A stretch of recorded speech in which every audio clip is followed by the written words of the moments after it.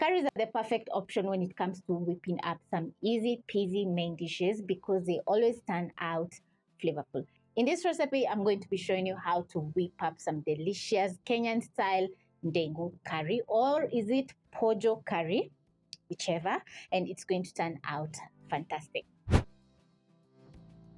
When you boil your grains, that is beans, lentils, or even mung bean, gets very easy when it comes to cooking because all you have to do is pop the grains in the freezer after boiling, thaw when you want to cook, and it's going to take you a very short period of time to cook whatever you're cooking.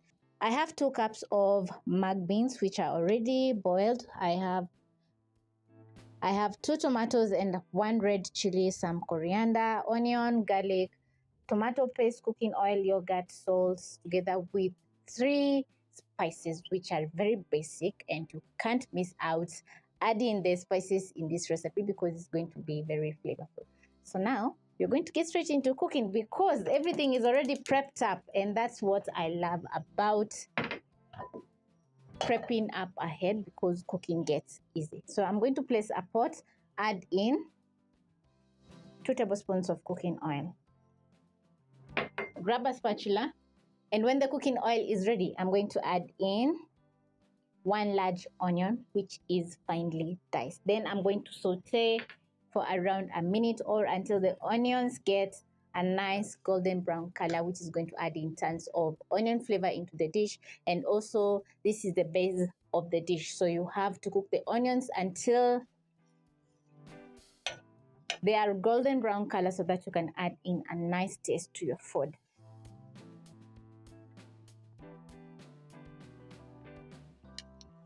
Once your onions are starting to brown just like this, you're going to add in 4 cloves of minced garlic. Then I'm going to saute together with the onions. And in a matter of around 30 seconds, your kitchen is going to be smelling absolutely amazing from the garlic cooking. So in those 30 seconds, the garlic is going to cook out the raw flavor of garlic. Then it's going to get very flavorful.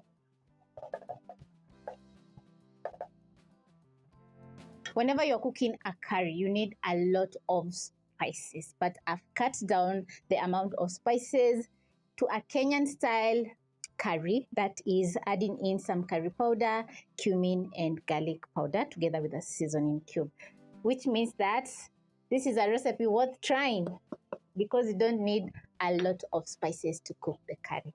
So I'm going to stir in the spices after adding into the pot and toss together with the onions, which is going to make everything very flavorful. 30 seconds in, I'm going to drop in 2 tomatoes with a chili and a heaping tablespoon of tomato paste. Then I'm going to stir in. Add in a splash of water, which is going to help the tomatoes cook down. It's not tomato season, so the tomatoes are not perfectly red and they are very expensive. So adding in a tablespoon of tomato paste is going to enhance the color and also add in some more tomato flavor into the dish.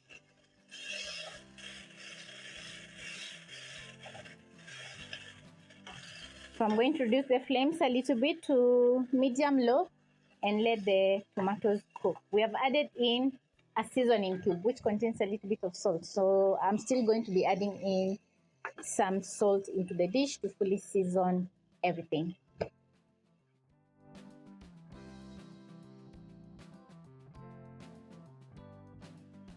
When you notice oil separating from your tomatoes, they're ready, and this is how everything is going to be looking. So now you're going to add in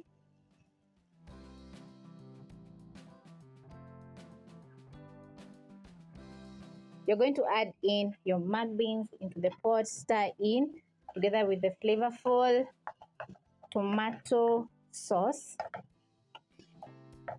And because the mung beans are already cooked, you don't need to add in a lot of water to cook the mung beans. So now I'm going to add in around a cup of water, which is quite enough to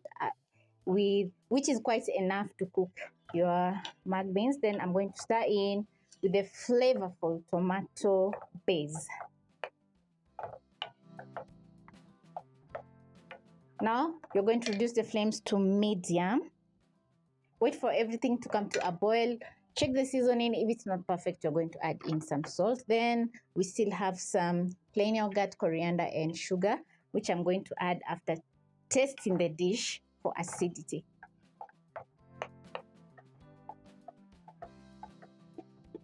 After adding in the salt, I'm going to stir in, and this is how your curry should be looking. As you can see, it's not soupy, the mung beans are not overcooked, and as you can see, the water that we added has evaporated. So it is at this point that I'm going to be checking if the seasoning is perfect. We have a little bit of acidity, so I'm going to add in a touch of sugar, around a pinch, which is going to stabilize the acidity of the dish since we added in some tomato paste. Stir in. And when everything is well seasoned, you're going to add in half a cup of plain yogurt. Stir in. And just look how creamy everything turns out.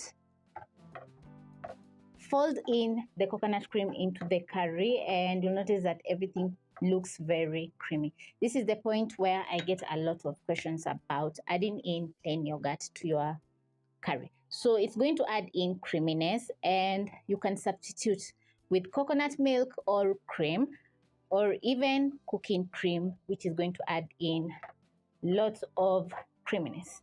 But I find that plain yogurt is budget friendly, which means that you can't miss out trying this recipe. Watch over your pot as everything is cooking, because burning is just in an instant since we added in the plain yogurt and everything is very thick.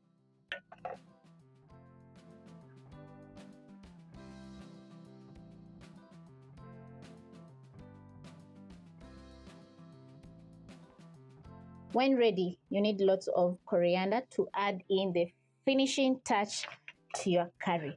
Then stir in, put out the flames, serve over your favorite basmati rice, chapati, or you can enjoy as is, because this is a full meal. The lentils are thick, delicious, flavorful, and absolutely worth trying. But I know you're going to be adding in some rice, so it's quite okay. Bye-bye.